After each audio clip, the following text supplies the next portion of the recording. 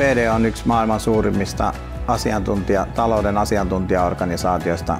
Me autetaan meidän asiakkaita menestymään, kehittymään ja toimimaan vastuullisesti.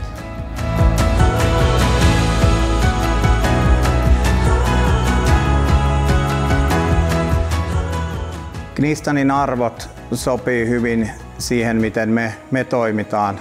Vastuullisuus, yhdessä tekeminen, people helping people achieve their dreams, joka ohjaa oikeastaan meidän tekemistä siten, että me toimitaan sen sloganin mukaan päivittäisessä tekemisessä, kun toimitaan toistemme kanssa, autetaan toisiimme, autetaan kaveria ja sitten toisaalta kun me autetaan toisiimme, niin sitten me pystytään auttamaan myös meidän asiakkaita parhaalla mahdollisella tavalla kohti heidän tavoitteita ja heidän unelmia.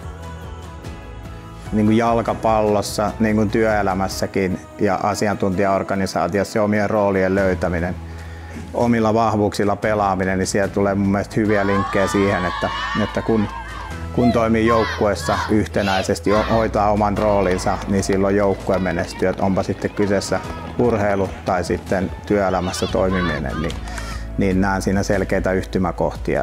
Se on mun mielestä niin kuin semmoinen asia, mikä sitten yksittäistä nuorta auttaa menestymään tulevaisuudessa työelämässä, jos ei se jalkapallo tai urheilu ole sitten se oma vahvuus.